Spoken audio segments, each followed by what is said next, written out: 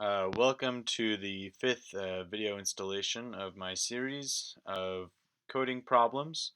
My first two videos in the series cover coding bat in Python, and my last three videos, including this one, are going through LeetCode easy problems.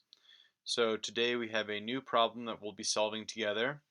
This problem is called the subtract the product and sum of digits of a number. So here we have the explanation. Given an integer number n, return the difference between the product of its digits and the sum of its digits. We have two examples here. In example 1, given an input of 234 for n, 234, you expect an output of 15. The explanation there is if you take the digits here and multiply them, 2 times 3 times 4, you get 24. And if you sum those digits, 2 plus 3 plus 4, you get 9. 24 minus 9 is 15.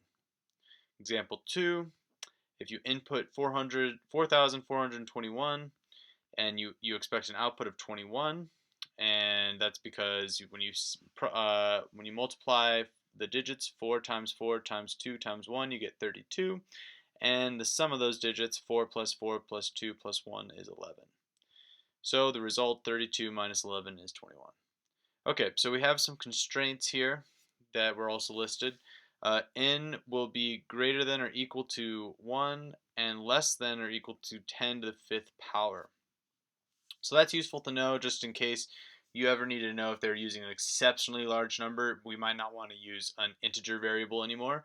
We might want to switch over and use some kind of long variable or perhaps a double. So looking here, I already have two methods written out. Our main method, which we'll use to run our argument, and our method that is going to solve the problem for us here. And that method I've named subtract product and sum. So this method takes one parameter, and that's the integer that we're going to multiply the digits. We're going to sum those digits. Then we're going to take the difference of that product and that sum. So coming up here, the first thing I want to think about are the variables that I'm going to use in this problem. So one variable I'm definitely going to use is the difference variable, and we'll set that to 0. And this variable is basically going to hold our answer at the end when we subtract that product minus the sum. So we also need a sum variable, right? And we'll start that at 0 as well because we haven't added anything together yet. And same with that, we need a product variable. Now the product variable I'm actually going to initialize to 1 just because I don't want to multiply with 0. That will cause us to have a 0 error later on in our program. Okay, so we have the three variables there. Now we can solve this, I believe, just like in our yesterday's problem, with a while loop. Two of them actually. We'll do one while loop here, and this while loop, we're going to create one more variable here. We're going to create a holder variable to hold the value of n. And that's going to hold just the value of n. That way we can work with the value of n without messing up whatever that variable is currently holding. We can save that value for us. Okay, so value of n is greater than 0. Once it goes less than 0, we don't want to work on it anymore. We want to take the last digit from that. So let's say example up here, if we got an input of 4,421, we want to take the last digit here, that 1, and we want to multiply that with our sum, our product, which is 1. Then we want to take the next digit 2, multiply that with our product, so 1 times 2 is 2. Then we want to take 4, 4 times 2 is 8. Then we want to take the final digit 4 and multiply that times 8, which will be 32. So in order to do that, we need to take a holder variable. So we'll just do single digit variable, and single digit. And this will hold the last digit of whatever the last digit of n is. So value of n mod 10. That's how you grab that last digit. So we mod it, we grab, and that gives us the remainder. So we divide it by 10. That we get the remainder, which will be 1. If we divide this by 10, we get 1. That's the modulus. So that 1 will be the value that we put into the single digit. Then we're going to take that single digit and we're going to multiply it into our product. So we'll have our product times equals the single digit. So we'll multiply the product by that single digit and assign whatever the value that is to the product variable. After that, we have the we need to take the value of n and divide it and reassign that value to the value of n. That way we get the next number. So what this does here, just to explain it a little better, this is going to take the last digit of whatever number we're putting in. So it's going to take 1 in this case. It's going to multiply 1 times our product of 1, resulting in 1.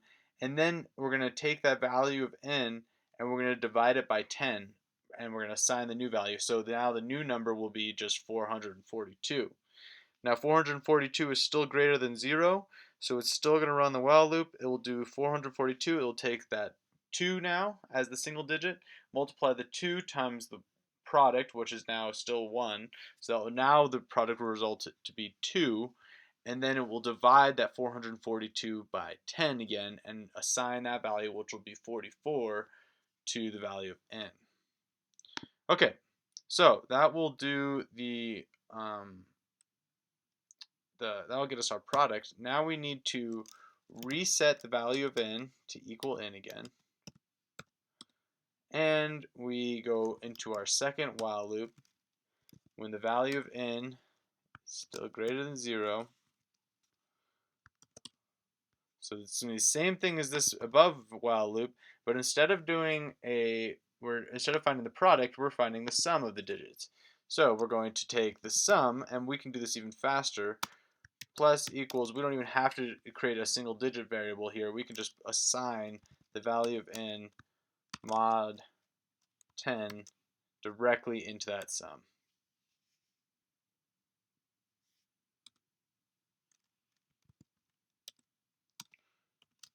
And then we're going to divide by 10 on that value, which will do the same thing as above, and slowly taking it down. Okay, now we have our sum, we have our product. We should have our sum, we should have our product. We're going to assign the difference of those two to our difference variable. So our difference will equal the product minus the sum. And then we can return the difference.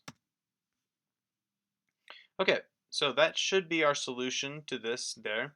Basically in our solution, we're taking the value of n, we're checking that it's greater than 0, and then we're running it through a while loop where we're taking each digit off of it, multiplying that digit into our product. So we find the final product of all the digits, and then we keep dividing it by 10 to shorten the number and to take off each digit. We reset the value of n, and then we do the same thing as in the above while loop, but with a sum instead of a product. So now we're adding instead of multiplying. We take the last digit off each value of n, or add that into the sum, and then divide it by 10. Then we find the difference by subtracting the sum from the product, and we return the difference. Now we can run that real quick with some test data here. Int test data equals, what was the 234 will be the example we use here. And we'll have our int result equals, call the variable, subtract, or the method, sorry. We'll put in the variable test data as the parameter. And then we're going to, so we found the result there, and we're going to just print out that result. Okay, and let's run that now.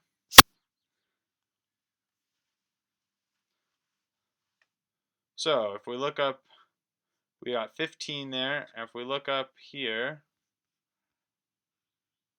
the result is 15. And that's because 2 times 3 times 4 is 24, 2 plus 3 plus 4 is 9, subtract 24 minus 9, and you get 15, which is here. We can run our second test data and the example right here, 4421. Okay, let's run that real quick, and then we'll be finished here today. And we received 21, which is the correct answer.